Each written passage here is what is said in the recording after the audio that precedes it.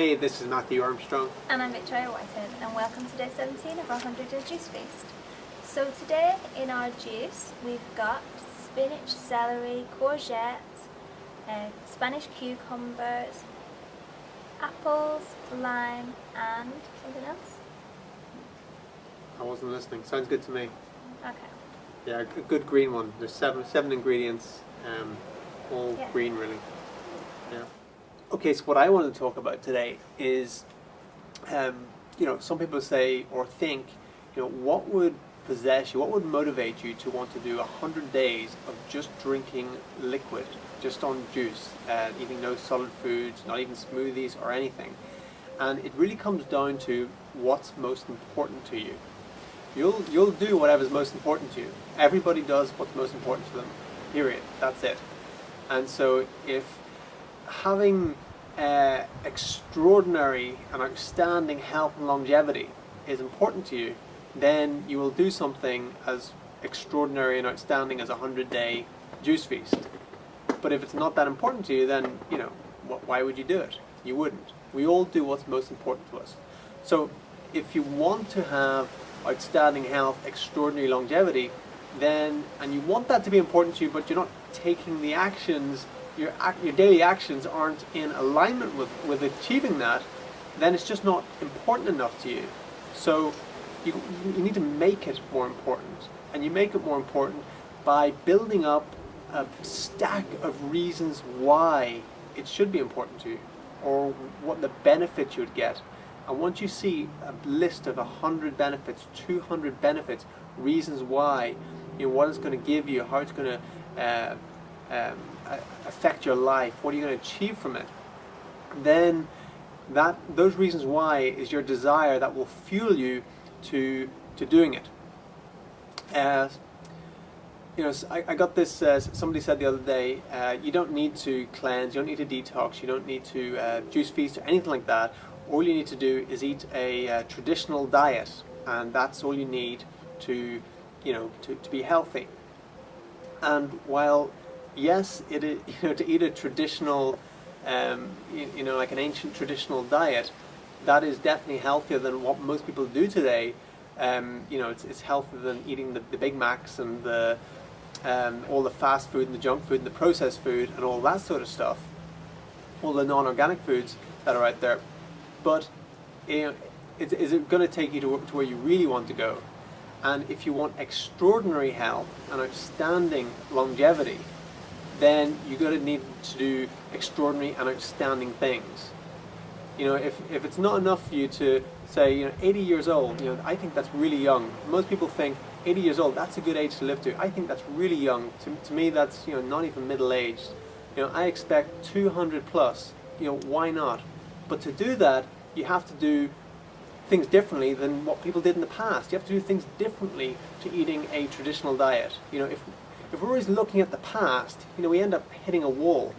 We need to look to the future and what's possible, what we can evolve into, what humans are evolving into, not looking at the past and saying, well, that's how we did it in the past, so let's do it how we did in the past.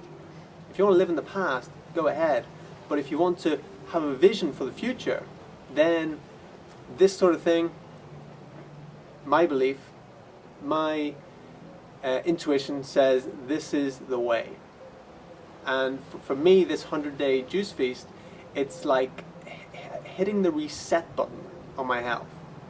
For me, I feel 100 days, that's going to do it. That's going to reset my health and have me like I was when I was even healthier than I was when I was a teenager.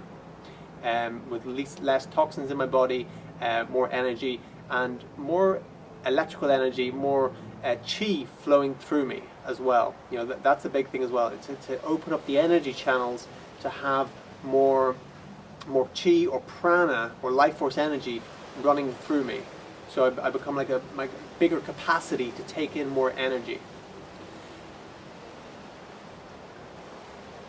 Do you want to share anything, Toya? No. No? Okay. So that was really it that I wanted to share today. So it's really what's important to you, and really, how high do you want to set your sights? How high do you want to set your sights?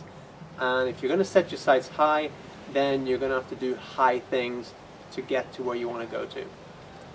What I would like to share as well today is some hand yoga. We've done different yoga postures for the body, and I'd like to share some hand yoga.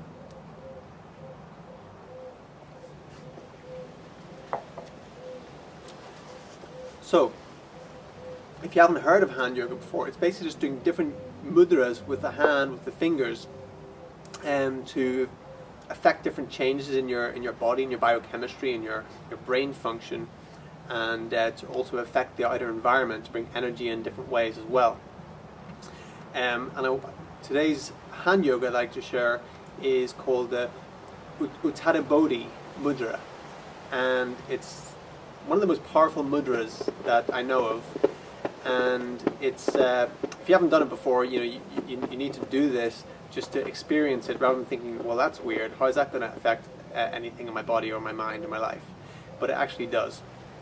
So it's very simply, and this is the highest, it's sort of to be one of the highest mudras, the mudra of enlightenment, is bringing the fingers together, and the index fingers are up touching each other, the thumbs are touching each other, and then you're pointing your two index fingers to the sky, and you're pointing your two thumbs into your solar plexus,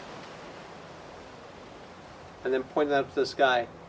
And this is it's like a lightning rod coming down through your fingers and then sending a bolt of energy straight into your energy center in your solar plexus there. And so just you can visualize that, this divine energy coming down, and your hands have become like a channel, because we are transmitter receivers. So you're receiving this energy bolt, and it's coming in through your body, sending power and information in. And what this does is, not only does it balance you, does it center you, it takes away any nervousness, it takes away fear, and it also brings clarity as well. So again, like all the postures, I don't want you to believe anything I say, because even I don't believe anything I say. But what I say, I want it to get you to think, at least get you to think, try new things, expand your paradigm. So just doing this mudra now. If you're not doing it with us, please do it, because you'll never do it. If you don't do it now, you'll never do it. And when you're doing this, breathe in deeply, in and out through the nose.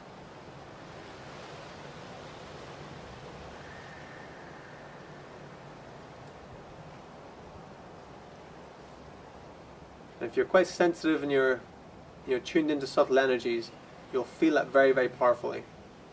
If not, and if you're feeling, anytime you are feeling any sort of nervousness, or you're about to take on a big task or a big obstacle, do this for 5 minutes before you do it, and it will completely center you and bring a charge of energy into your body, so you feel you can overcome any obstacle. So that's it. So in future videos we shall be sharing, do you feel it, by the way? I did, I felt it. Yeah. In future videos we'll be sharing more hand yoga, more mudras as well. Incorporate them into your life, incorporate them into your yoga practice, because they're very, very powerful and very underestimated. A lot of yogis out there that don't do them, so that's how underestimated they are. But I use them daily, and I can definitely attest to the power I receive from them. Okay, so that's us for this evening. Make sure you tune in tomorrow, and thanks for subscribing, thanks for sharing the videos and commenting, and we shall see you next time. Take care. Bye.